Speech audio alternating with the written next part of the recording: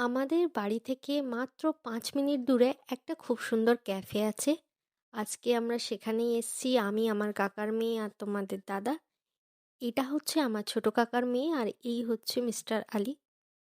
আমরা কোথায় আছি সম্পূর্ণ সেই ডিটেলসটা তোমাদেরকে দেব আর ভিডিওটা মাধ্যমে তোমরা দেখতে পাবে জায়গাটা কেমন। যদি ভিডিও ভালো লাগে অবশ্যই একটা লাইক করো আর কমেন্ট করে জানিয়ে কেমন। এই হচ্ছে মেন এন্ট্রান্স পথ। এটা সম্পূর্ণ একটা মাঠের মধ্যে তৈরি আর এই যে পথটা এটা কিন্তু সম্পূর্ণ বাঁশের তৈরি। ক্যাফেটার নাম হচ্ছে I love time pass cafe. ছোটখাটো ক্যাফের মধ্যে ক্যাফেটা খুবই সুন্দর। এখানে উপরেও বসার জন্য জায়গা আছে আর নিচেও আছে। নিচে দেখো এখানে কাউন্টার আছে আর খাবারগুলো নিচেই তৈরি করা হয়। নিচেও বসার জায়গা আছে। উপরটা বেশি সুন্দর, চলো উপরটাও তোমাদের সঙ্গে শেয়ার করব। এগুলো দেখো, এখানে কিন্তু সুন্দর ফটো তোলার জন্য প্লেস করা আছে যেটা তোমাদেরকে পরে দেখাবো। আর এই দেখো এটা হচ্ছে উপরের একটা সাইড। এখান থেকেই লুকটা ঠিক ক্যাফেটার এমন লাগে, খুবই সুন্দর। বেশ, তোমরা কিন্তু সন্ধ্যাবেলা টাইম কাটানোর জন্য এখানে আসতেই পারো। একদম রিজনেবল প্রাইসের মধ্যে অনেক কিছুই পাওয়া যায় এখানে। সুন্দর ডেকোরেশন করা আছে, বেশ লাইটিং করা আছে, খুব সুন্দর। রাস্তার একদম ধারেই।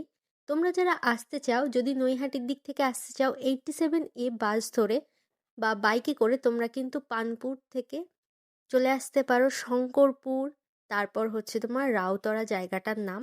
যারা আমডাঙ্গার দিক থেকে আসতে চাও, আমডাঙ্গা হয়ে তোমরা কিন্তু 87A বাসে করেও চলে আসতে পারো। আর যারা বাইক নিয়ে আসতে চাও তারা আমডাঙ্গা বিডিও অফিস রফিপুর হয়ে সোজা চলে আসবে কিছুটা আসার পর। কিন্তু জায়গাটার নাম আগেই বললাম, রাউতরা বলে যে জায়গাটা, একদমই রাস্তার ধারেই আছে ক্যাফেটা। খুব সুন্দর। এখানে পকোড়া, চা খুবই সুন্দর খেতে। যদি পকোড়ার টেস্ট বলি, আমার ভীষণই ভালো লেগেছে, অনেক সফট। আর চাটার কোনো তুলনা হবে না, সত্যি বলতে অনেক সুন্দর। আর এই দেখো, আর এই একটা পোর্শন হচ্ছে বসার জন্য। এই ধারটা পুরো খোলা আকাশের নিচে। এখান থেকে দেখো রাস্তার ভিউটা দেখা যাচ্ছে। সম্পূর্ণ লাইটিং করা আছে। এখানে কিন্তু বেশ সুন্দর টাইম কাটানোর জন্য একটা পারফেক্ট ক্যাফে বলা যায়। চলো তোমাদেরকে ফটো তোলার জায়গাটা দেখাই।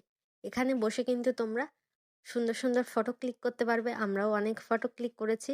এখানে বেশ সুন্দর করে কিন্তু ডেকোরেশন করা আছে।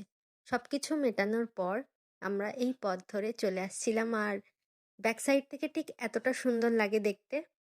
এই পুলের ওপর দাঁড়িয়েও তোমরা ফটো তুলতে পারবে। ওরা এখানে গল্প করছিল, আমি ততক্ষণ একটু ক্লিপ নিচ্ছিলাম।